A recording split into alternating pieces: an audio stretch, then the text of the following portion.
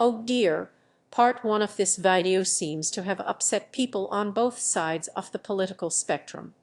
I'll take a look at their comments later in the video. I'll also look at the Kyoto Protocol, explain cap and trade, and answer more objections to the exciting new technologies being offered by the free market to reduce CO2 emissions. Like part 1, this video will also be opinion, based on sources cited in the video description. But after this, the channel will revert to its stated purpose of checking facts and busting junk science in the media. My premise in part 1 was pretty simple. I came to the conclusion in my early 20s that a totally free society, stripped of all government controls, is guided by this basic principle: that everyone is free to do whatever he or she wants, like start a pig farm or build a smelting plant, as long as that doesn't conflict with someone else's freedom, like drinking clean water or running a hotel. So protection of people's environment, business, and property is a basic conservative and libertarian principle. So how can so many conservatives now believe this is purely a left-wing issue? Well, because that's what they've been told. People who oppose technology and the human prosperity it brings with it have been looking for any excuse to slow or even turn off the engine of the world. In the 1980s, they found it: global warming. Since then, environmentalists, the media, and Hollywood have worked to frighten the American people into accepting laws that restrict access to energy and raise its price. Fear of technology and an uncertain future created today's global warming movement. I hate to let facts get in the way of a good story, but as we saw in part 1, it was a staunch conservative who first broadcast the message about climate change. No government had taken the issue seriously until Margaret Thatcher spread the message in a series of international speeches. I spoke about the global threat of climate change. Here's more from that speech describing Thatcher's vision of a conservative solution. Until recently, we've always thought that whatever progress humanity makes, our planet would stay much the same. That may no longer be true.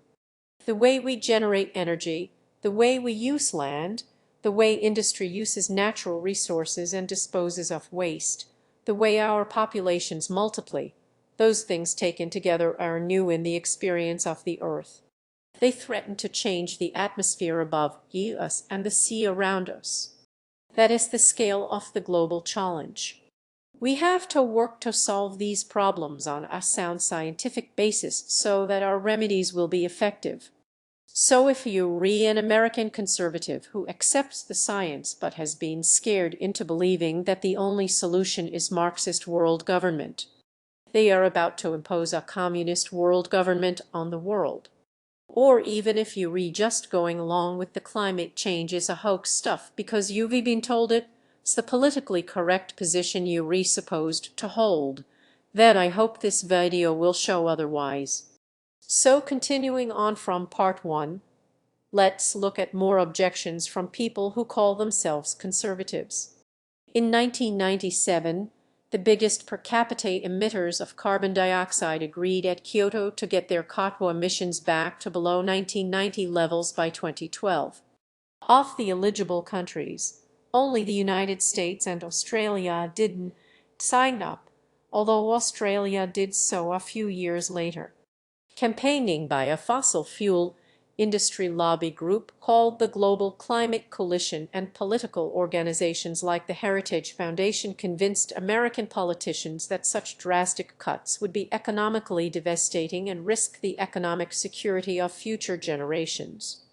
A 1997 pamphlet by the Heritage Foundation aimed at members of Congress claimed the Kyoto Protocol would retire economic production every year, result in a $3.3 trillion loss of income between 2001 and 2020. There are some who'd like for us to imagine a world without coal-based electricity. Okay then, let's see what that would look like. Without coal-based power plants, we wouldn't have reliable electricity.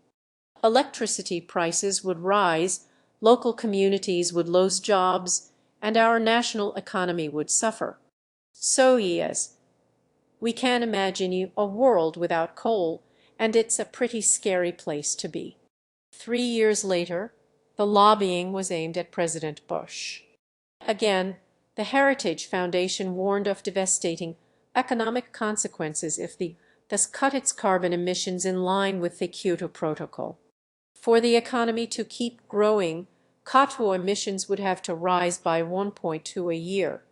That would be around 34 above 1990 levels by 2010.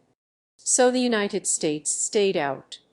Everyone else went ahead anyway and tried to meet the reduction targets in two ways. The first was carbon pricing, which lobbyists labeled a carbon tax. It's based on the old established principle that the polluter pays, whether it's pig waste, sulfur dioxide, or CO2. If you want to say, but carbon dioxide isn't a pollutant, it's essential for life. Carbon dioxide, they call it pollution. We call it life. Well, so is calcium. So is water. That still doesn't give you the right to dump a load of cement in my backyard or divert water from your property onto my property. As long as you're re-putting something in the water or on land that's adversely affecting me property and my environment, then whether you want to call it pollution or an unwanted gift, you're infringing on me freedom and my property rights. I read a lot of comments from people who are scared of carbon pricing without even understanding what it is or how it would affect them. Carbon pricing is new and a bit mysterious.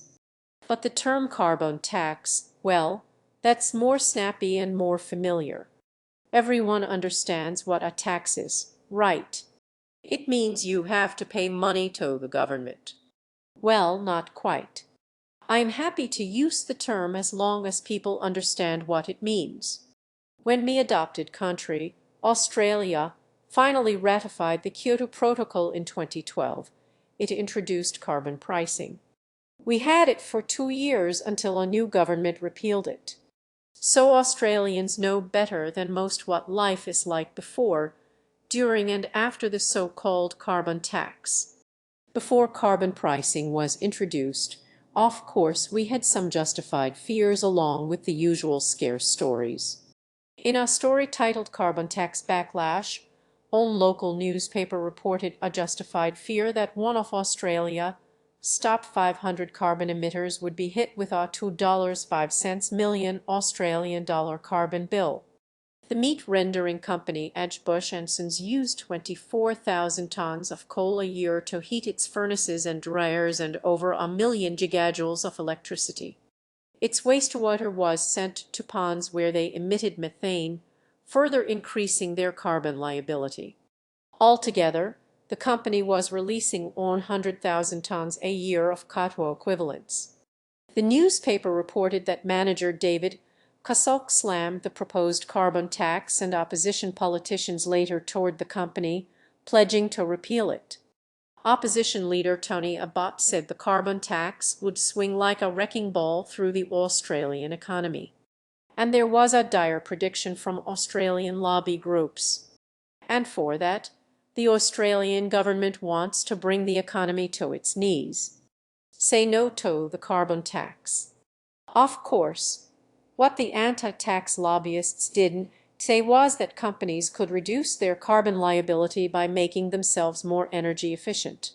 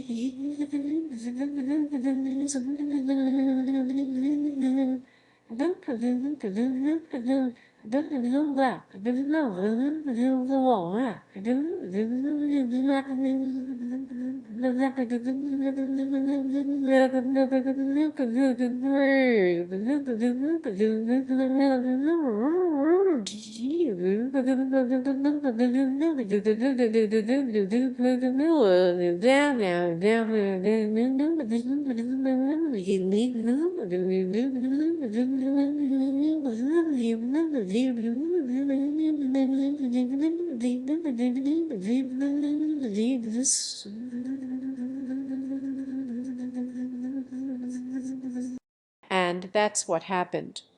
I noticed that myself within a few days of carbon pricing being introduced. Our local supermarket began covering its cold food section with thermal curtains during the night. It had the same effect as if you'd been keeping your fridge door open every night and then decided to keep it closed. It cut their electricity bill, and it cut their CO2 emissions, and it cut their carbon tax bill, and that was the whole idea.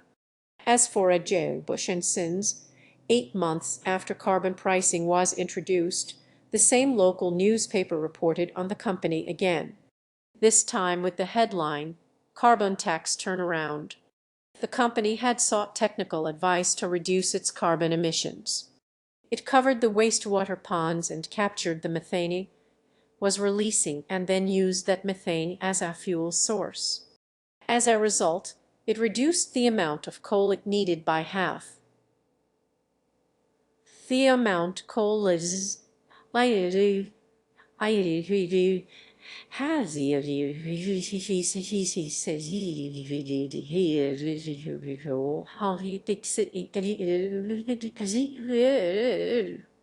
it replaced the old boilers with newer, more energy-efficient ones. It installed solar panels and cut its electricity bill in half. According to the local newspaper report, the manager of the company now says that the taxes had a positive impact on the business and made it more competitive. Not everyone did well, of course. Many companies that were already struggling financially collapsed during that 2-year period, partly because of carbon pricing. But economists said that the carbon tax wasn't as big a factor in these closures as the high Australian dollar. And here's where the terminology becomes a bit fuzzy, because the money from the carbon tax was actually used to cut income tax and give a direct cash refund to householders to compensate for higher electricity prices and provide subsidies for energy-saving devices that cut electricity bills even further. I managed to cut me electricity bill by 2/3 during that 2-year period, and that was on top of the income tax cut and the refund I received. But was the Australian economy brought to its knees, as the lobbyists had predicted? Did it swing like a wrecking ball through the Australian economy? No. In fact, most businesses boomed.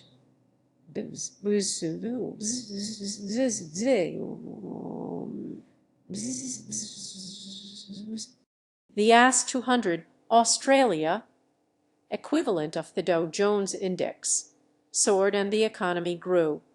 Even opposition leader Tony Abbott had to admit it had been the catastrophe he had predicted. So why did he repeal it after he became prime minister in 2014? Well, it wasn't because the carbon tax had swung like a wrecking ball through the Australian economy. And it wasn't because carbon pricing didn't succeed in making Australia more energy efficient and bringing down CO2 emissions. And it couldn't have been the way the money from carbon pricing was redistributed to consumers, because all Abbott had to do to instigate a more conservative solution was use all the revenue to cut taxes. The reason he repealed it was because it was a Labour Party policy that he had opposed from the start, and he had staked his political career on repealing it even before it went into effect. Party politics always triumphs over practicality.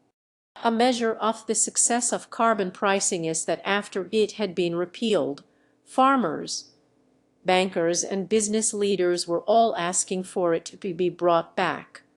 Australia, biggest energy producer Woodside, is now calling for a carbon price.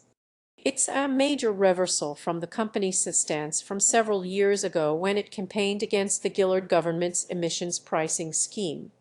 Momentum is building among big industry for a price on emissions, with both BUP and Rio Tinto speaking out in the past fortnight in support of one. The system favored by Europe was to set a cap on the amount of carbon that could be emitted and then sell permits to companies that wanted to exceed those limits. Again, that's not very different to the way other industrial emissions are dealt with. In the United States, for example, companies have to buy licenses to release waste products into the atmosphere or the water supply, and they get fined if they exceed those limits. If some companies reduced their emissions below the cap, they'd get carbon credits that could be sold to companies that were over the limits. It's a bit like me garbage bin. There's a cap on the amount of garbage a bin can hold, and if I exceed that, the local council want to take the bin. I have to pay for commercial disposal. But if my neighbor has space in his bin, he lets me put me excess garbage in there. But what would happen if a whole street full of people started trading these empty spaces in their bins? The ones who have more than a bin full of waste could pay to put it in the bins that have less. That's a lot cheaper than having it disposed off commercially, and everybody wins unless you think the local government has no business collecting waste anyway, and we should be free to dump it wherever we like. So now there's a financial incentive to reduce garbage. Entrepreneurs could start coming up with recycling or waste-reducing technology. And that's exactly what's happening in carbon trading. And it's happening.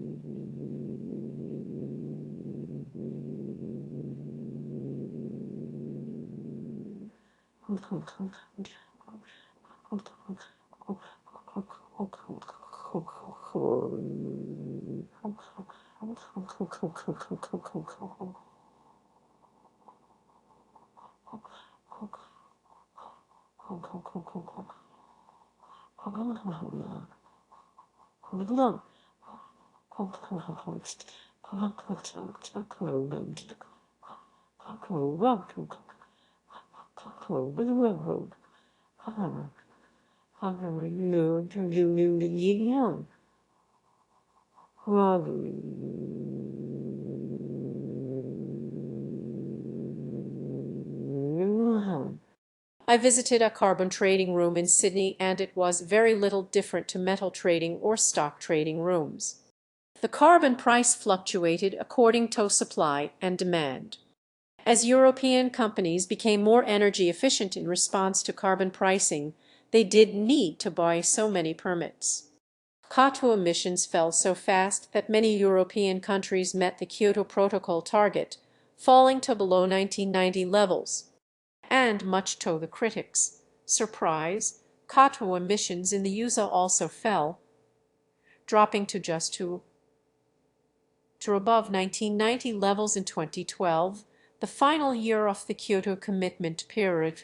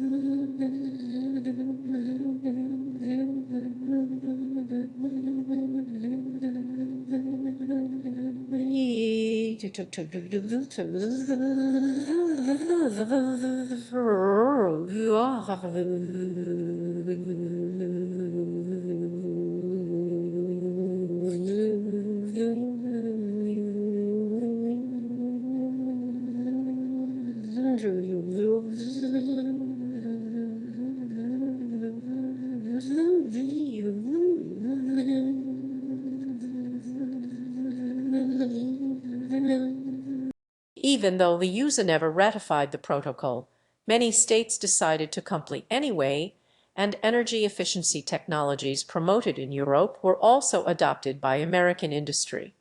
But remember all those dire warnings that CO2 emissions had to keep rising by 1.2 a year, that reducing them by 34 caused living standards to fall 15.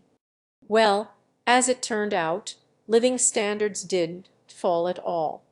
They rose.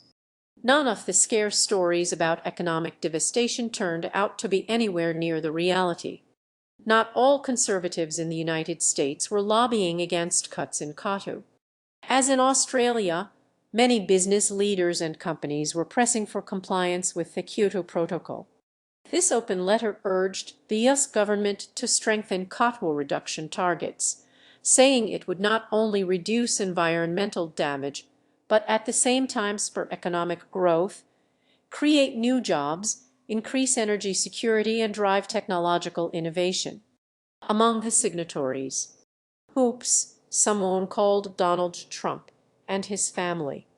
In the days before the acceptance of science became politically incorrect among extremists, this was something even the most hardened political foes could agree on. Hi, I'm Nancy Pelosi, lifelong Democrat and Speaker of the House. And I'm Newt Gingrich, lifelong Republican and used to be Speaker. We don't always see eye to eye, do we, Newt? No, but we do agree our country must take action to address climate change. We need cleaner forms of energy, and we need them fast. If enough of us demand action from our leaders, we can spark the innovation we need. Go to wecansolve.org. Together we can do this. Ye're sorry if you just had your lunch, but what a promising time that was. I'd almost forgotten we running through the list of objections. Objection number 5. People in the global south. Tell people in the global south.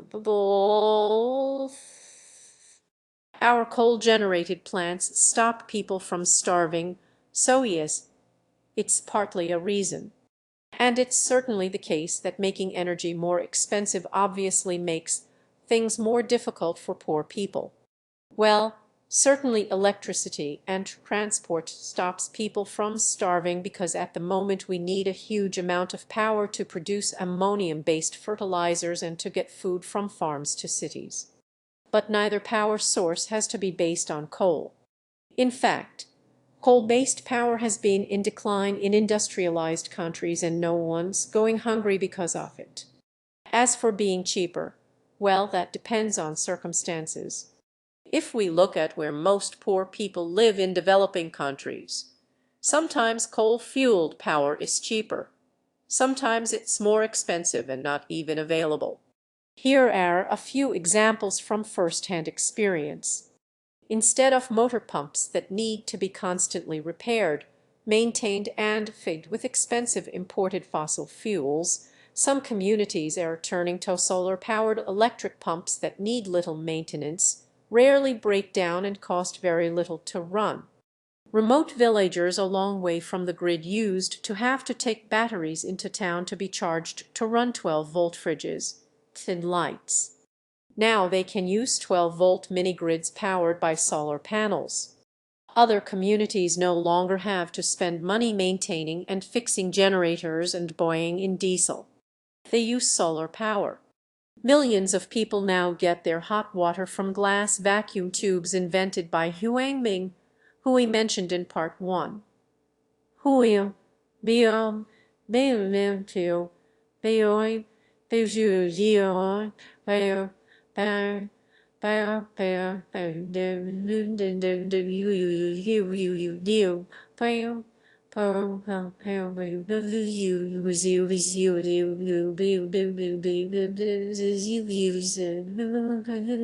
why?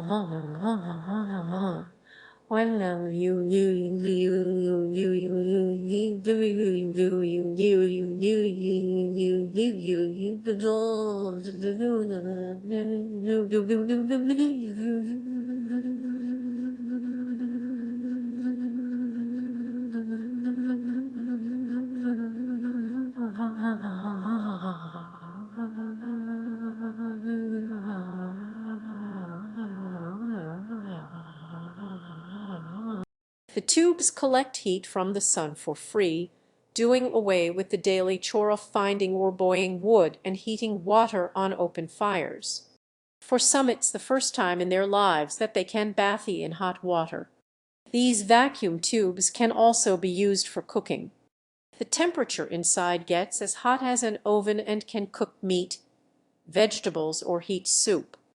A big one can cook for several families.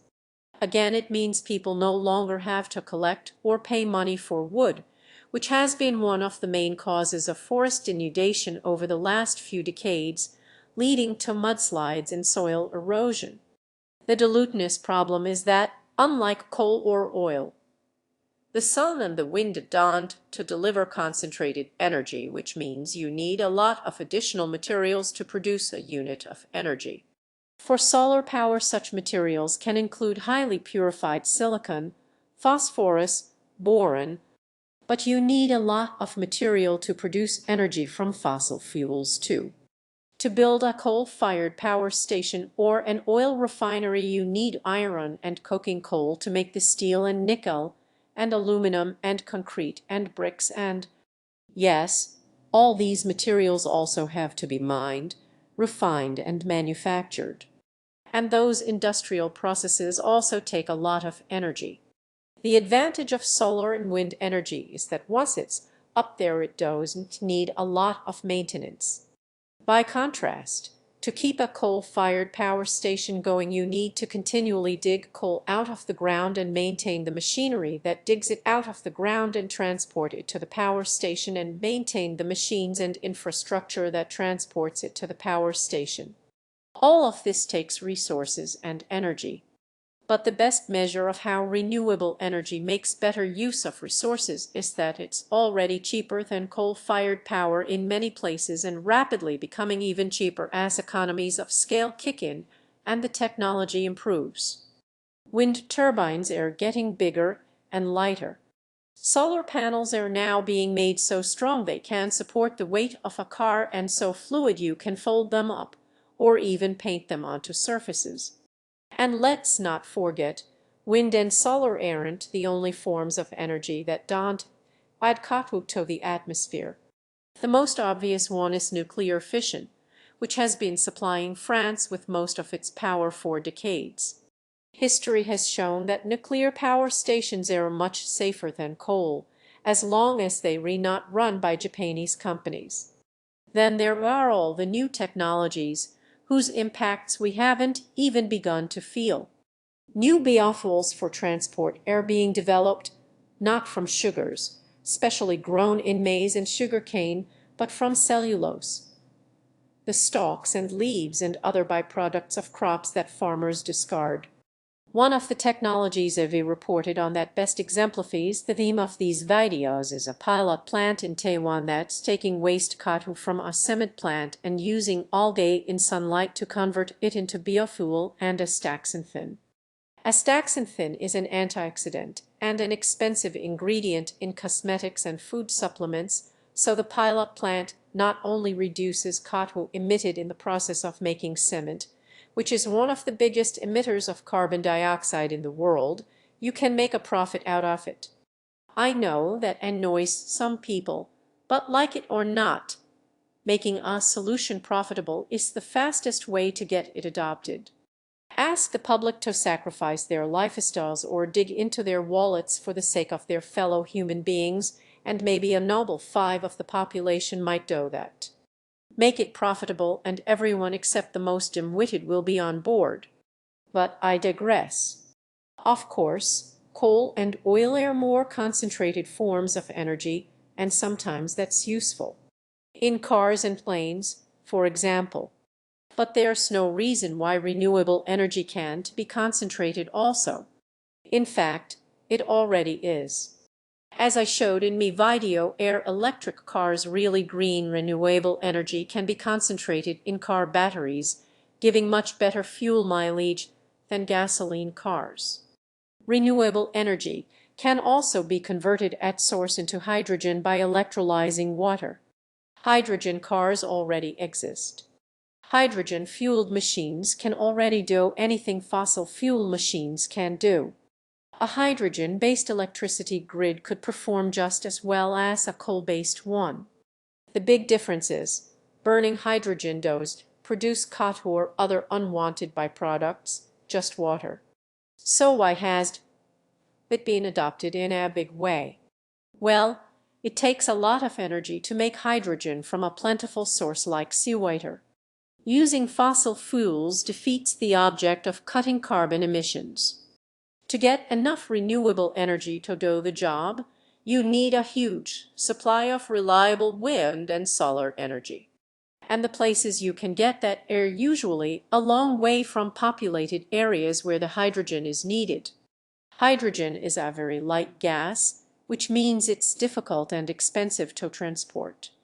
But two recent breakthroughs have changed all that. One is a method of adding nitrogen to hydrogen without the need for high temperature and pressure, producing ammonia. Once you have ammonia, you basically have a safe liquid transportation system for hydrogen. The other breakthrough is a method of converting that ammonia back into hydrogen at the point where it's needed. So you can now produce ammonia wherever you have three basic ingredients: water, nitrogen, and power. Water is abundant in the oceans, nitrogen makes up most of the air, and solar power is plentiful in the deserts. Just to give an idea of scale, how much desert you reckon would have to be covered with panels to satisfy the energy needs of the entire world? Well, one researcher did a simple calculation, and the answer is just 1.2 of the Sahara. That's about the size of the state of Gao in Mali. What this means is that our future hydrogen energy map could look similar to the fossil fuel map, but instead of oil and gas tankers heading to industrialized areas, there'd be ammonia tankers from Australia or Egypt, filled with liquid renewable energy. Instead of pipelines taking oil from wells and shale beds, we'd have pipelines taking ammonia from desert areas like Nevada or Texas. These are not me ideas. These are proposals and projects now being tested by some of the world's largest multinational companies. To those on the left who posted messages saying capitalism sucks, you welcome to your opinion. But these videos aren't trying to argue the merits of capitalism. Even if socialism had a great track record on the environment, which it certainly doesn't, it's pointless suggesting that the way American conservatives should address climate change is to stop being conservatives and move to the left. That isn't going to happen, like it or not. The United States is a capitalist country. So, as I said very clearly in part 1, these videos are addressing conservatives who accept the science and are looking for a way to tackle it through private enterprise. Because up until now they've been told by extremists on both sides that any attempt to tackle climate change is anti-capitalist. People who oppose technology and the human prosperity it brings with it have been looking for any excuse to slow or even turn off the engine of the world. So by staging demonstrations, saying the only solution to climate change is to dismantle capitalism, and by mixing calls for climate change action with other left-wing causes, you're playing right into the hands of lobbyists who want to frighten people into believing that anyone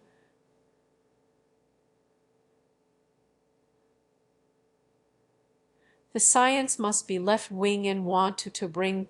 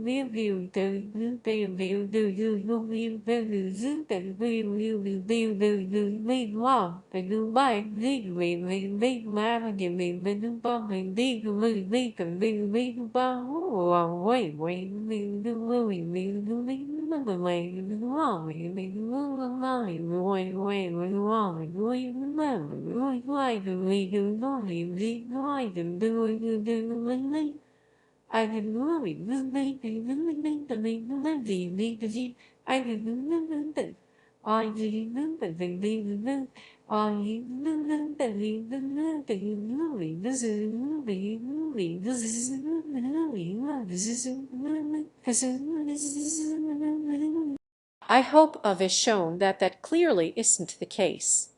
So to conservatives who do understand the science and cringe at being associated with politicians who don't know how melting ice can raise sea levels,